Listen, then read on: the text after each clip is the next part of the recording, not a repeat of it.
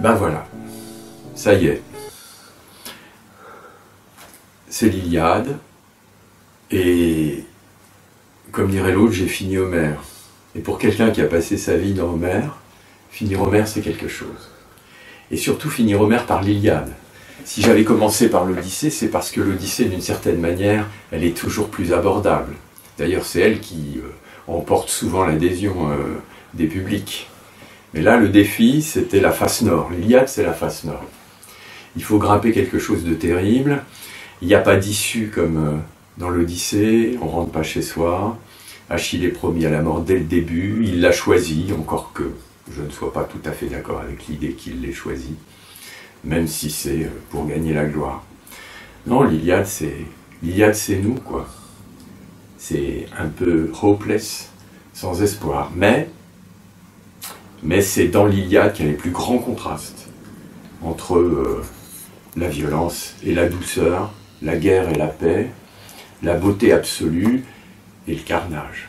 Donc l'Iliade détermine finalement une grande partie de ce qui nous est arrivé ensuite dans la littérature.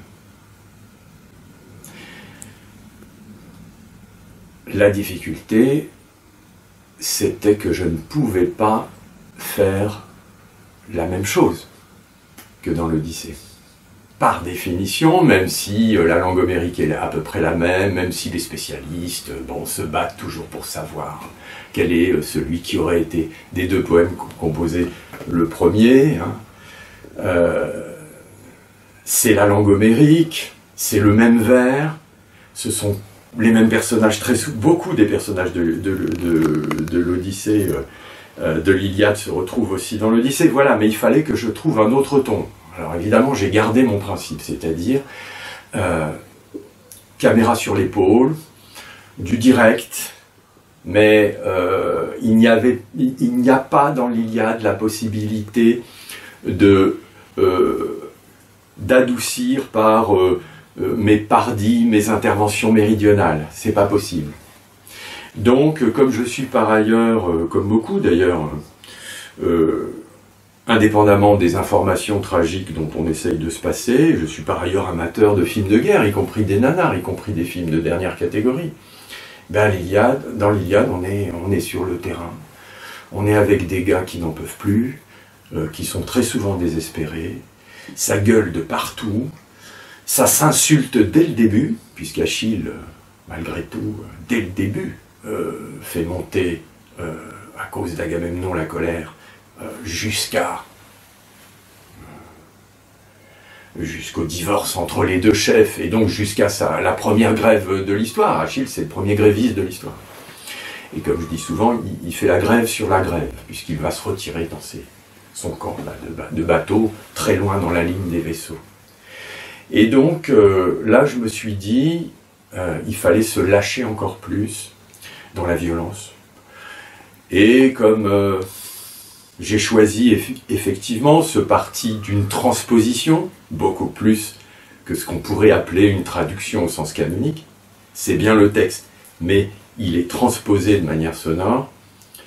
Eh bien, j'ai forcé le trait, forcément. Et donc, j'ai utilisé une grande partie des insultes actuelles du français, par exemple. À mes risques et périls, mais je crois que maintenant, sur cette affaire-là, j'ai plus grand-chose à perdre. Voilà. Pour accentuer aussi le contraste avec le fameux monde de la paix qui ressurgit dans l'Iliade au pire moment de la violence. Ce monde de la paix, c'est le monde qui est assuré soit par les flashbacks, soit par les allusions, comme dit Homère, To prine peirenes, prineltein huia sacraion, avant, pendant la paix, avant l'arrivée des fils des Achaéens. Donc il y a cet avant pendant la paix, qui est l'avant des Troyens, mais qui est aussi l'avant des Achéens, avant la catastrophe. Mais finalement, c'est moins ce passé propre aux Troyens et aux Achéens qui constitue la voie douce de l'Iliade que l'ensemble de ce qu'on appelle traditionnellement les comparaisons. Or, par rapport à l'Odyssée, l'Iliade doit comporter plus de 400 comparaisons. L'Odyssée en a 2 fois moins. Ça veut bien dire que les Aèdes qui ont composé l'Iliade, ou qu'on l'appelle Homère comme marque de fabrique, avaient bien conscience qu'il fallait multiplier les comparaisons pour nous ouvrir des issues de secours. Parce que la situation est trop dure à vivre dans l'Iliade pour tout le monde. Et donc ce monde des comparaisons, c'est le monde qui a fasciné les plus grands écrivains. Les comparaisons homériques, c'est ça. C'est-à-dire, juste avant la mort d'un héros, ben, tout d'un coup, plof, on s'arrête à un endroit, hein, c'est le fameux cut homérique, on s'arrête à un endroit, et là, dans cet endroit, ou dans le geste de l'élan du héros qui va en tuer un autre, on va partir sur une comparaison animale, bien sûr, très souvent chez Homère, les animaux, ou violence du héros comme la violence d'un torrent qui dévale des montagnes et qui emporte tout sur son passage, etc. Donc, ce que les Grecs appelaient la phusis, cette nature, sous toutes ses formes, elle réinvestit le chant épique, elle réinvestit la plaine de Troie, tout le temps. Et elle le fait en surimpression. Et ça, c'est la chose la plus merveilleuse à travailler en grec et à transposer en français. Et il est vrai aussi que se pose toujours à tout alpiniste qui veut franchir cette face nord, se pose toujours le problème de l'ensemble. Là encore, l'Odyssée aide beaucoup, parce qu'avec sa composition par flashback, avec ces 3 moments, finalement, on n'a pas besoin de se forcer pour introduire de la variation. La variété arrive déjà. Mais l'Iliade, c'est le lieu permanent du martèlement répétitif des mêmes scènes, presque dans les mêmes mots. Donc ce qui est dur, c'est pas simplement qu'on tue, mais c'est qu'on peut tuer très vite le lecteur avec la répétition. Donc, il y a risque de mort pour le lecteur. Et j'avoue, là, que pour l'Iliade, je me sens peut-être, je dis ça modestement, mais un peu plus légitimé à avoir enfreint la fameuse règle d'un traducteur, c'est-à-dire, pour le même mot de la langue source, on trouvera le même mot de la langue cible. Pour le même mot de grec, le même mot de français. Pour la même formule homérique en grec, la même formule en français. Parce qu'évidemment, on le sait, ces formules qui, bien sûr, dans le texte grec, peuvent être textuellement les mêmes, mais comme ce n'est pas un texte, la répétition avant l'existence de l'écriture n'a pas du tout le même effet sur l'auditeur que sur le lecteur. Ce qu'on supporte en musique, c'est-à-dire le fait que dans une phrase musicale, il y ait par exemple, ou dans un morceau, il y ait des milliers de fois un passage par la même note, ou par les mêmes séries de notes, ce qui constitue le rythme même, c'est-à-dire le martèlement de pulsations, donc la répétition en musique, non seulement on la supporte, mais on la demande. Le problème avec le langage, c'est comme on sait que le langage, malheureusement, il renvoie prétendument à des sens et à des significations. Donc là, effectivement, la signification des mots, à laquelle on va directement tout lecteur, trop vite souvent tout lecteur, eh bien la signification des mots, quand on la martèle de la même manière, elle nous enferme. Elle devient, par certains côtés, sauf quand c'est de l'oulipo, de la liste volontaire.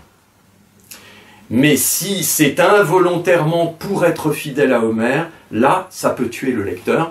Et par expérience, en tant que prof, et en tant aussi que, je dirais, en tant qu'auditeur de ce qui se dit et du rapport à l'épopée, c'est aussi ce qui fait malheureusement tomber des mains les très belles traductions anciennes de Bérard, de Mazon, etc., qui eux respectaient, même toutes les grandes traductions d'Homère respectaient ce principe. Est-ce qu'aujourd'hui, il est encore possible de le respecter pour les publics que nous avons aujourd'hui, jeunes ou moins jeunes? Moi, finalement, je ne pense pas. Voilà pourquoi, je suis... là, j'ai encore exploité ce changement, cette espèce de bouger permanent. Il y a aussi une autre donnée dans l'Iliade, c'est que il y a un rapport de symétrie inverse du point de vue de l'espace, de même qu'il y en a un du point de vue du temps. L'Iliade, c'est un huis clos, mais c'est un huis clos en extérieur. C'est-à-dire, on est enfermé dehors dans l'Iliade. L'Iliade, c'est du Beckett. De toute façon, moi, l'auteur qui, dans ce cas-là, m'inspire le plus pour comprendre l'épopée, ça a toujours été Beckett. Donc l'Iliade, c'est du Beckett. C'est comme le Dépeupleur, ou c'est comme l'espace de Godot, ou des romans de Beckett, peu importe. C'est-à-dire, on est dehors, mais ce dehors est en fait une prison bien plus grande, parce qu'elle n'a pas vraiment... parce qu'elle a des limites floues. Donc c'est un huis clos à l'extérieur, et dans ce huis clos défilent, à part les héros, des centaines de personnages. Voilà. Donc on peut dire, l'Iliade, c'est le lieu unique de tous les hommes. Alors que l'Odyssée, c'est l'inverse. D'ailleurs, Iliade, c'est le poème de Ilione, de la citadelle de Troie. Donc l'Iliade porte le nom du lieu, alors que l'Odyssée porte le nom de l'homme, parce que l'Odyssée, c'est l'inverse. C'est vraiment un espace éclaté. Et alors là, du coup, c'est un espace infini, contrairement à l'Iliade, et il n'y a qu'un homme. Donc c'est l'homme de tous les lieux. Voilà. Donc, enfermer tout ce monde, vivant et mort, au même endroit, pendant 4000 vers de plus que l'Odyssée. L'Odyssée, c'est 12 000, l'Iliade, ça va à 16 000. Ben, il faut tenir ce choc-là, quoi. Et là encore, j'ai essayé justement d'oxygéner d'une certaine manière le lecteur-auditeur. Et cette oxygénation, elle va dans ce cas-là peut-être plutôt passer, en dehors de ces systèmes de variation, puis de mes éternelles immixtions ou apparitions presque en tant qu'aide en direct dans le récit, elle va passer par des contrastes de genre beaucoup plus accusés. Il y a des moments drôles dans l'Iliade. Il y a des moments de comédie, il y a des moments farcesques, des moments de bouffonnerie, même d'ironie violente, il y a tout ça. Ils sont évidemment un peu plus rares, mais en fait, ce que j'aime montrer quand je parle soit à propos du texte grec, soit finalement du rapport au français qu'on peut développer dans l'Iliade, ce que j'aime montrer dans l'Iliade, c'est que, voilà, on est toujours réduit à la lecture nietzschéenne, c'est lui qui a compris les Grecs. Homère était vraiment superficiel par profondeur. Donc, l'humour est toujours là. Alors c'est vrai que j'ai parfois forcé le trait, mais finalement pas tellement par rapport à ce que les Grecs en ont fait ensuite, puisqu'on sait que les parodies d'Homère, elles ont commencé très tôt, pour la simple et bonne raison que c'est Homère déjà qui se parodie lui-même, qui parodie les dieux, qui leur fait faire strictement n'importe quoi. Les dieux sont évidemment dans l'Iliade, on pourrait dire, plus excessifs, beaucoup plus passionnels, beaucoup plus bêtes parfois, beaucoup plus insupportables, beaucoup plus injustes que dans l'Odyssée. À la limite, dans l'Odyssée, ils savent se tenir, mais dans l'Iliade, ils font n'importe quoi. Ils font n'importe quoi entre eux, et ils font n'importe quoi avec les mortels. Donc, les Grecs déjà étaient autorisés à faire n'importe quoi. Simplement, quelle est la limite? La limite, c'est le vers. La limite, c'est la limite sur la page.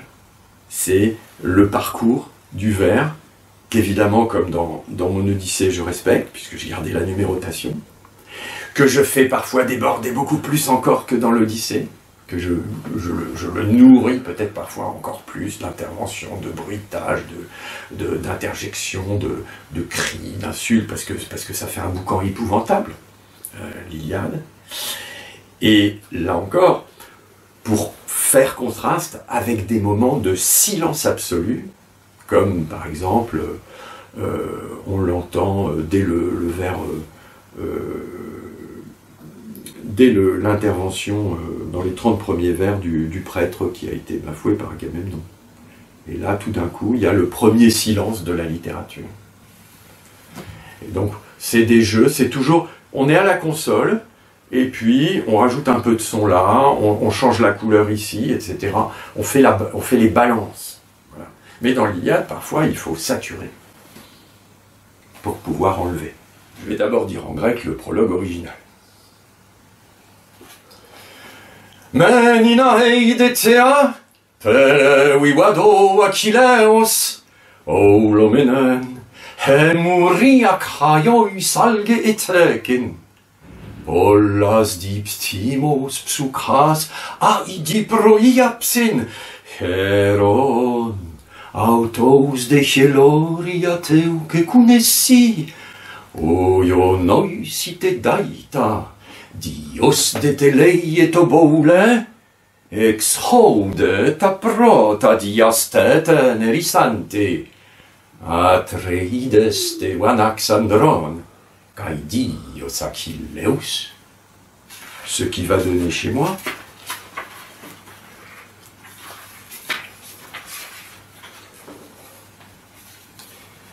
Déesse, chante la colère, tu sais, la colère du fils de Pélée, oui, d'Achille. Ah, la colère exécrable, tous les Achéens accablés sous des douleurs incalculables, toutes ces âmes de tous ces braves qu'elle balance dans l'Hadès, ces héros, et eux tous, oh, qu'elle jette aux chiens, oui, aux oiseaux. Tu parles d'un repas, c'est Zeus, voilà comment il a voulu que ça finisse, dès l'instant même, hein, où la querelle éclate entre les deux héros, le fils d'Atrée bien sûr, le maître des guerriers, et notre dieu de gloire, Achille. Mais ces deux-là, lequel des dieux alors les a brouillés à mort comme ça? Le fils de Leto et de Zeus? C'est lui, évidemment, dont la rage contre le roi déchaîne cette horreur de peste sur l'armée, sur les guerriers, regardez-les crever. Tout ça parce que l'autre est allé s'en prendre à Chrysès, son prêtre, et le déshonorer. Lui, oui, le fils d'Atrée. Rappelle-moi, voilà notre homme qui s'en va jusqu'au vaisseau si vif des Achéens.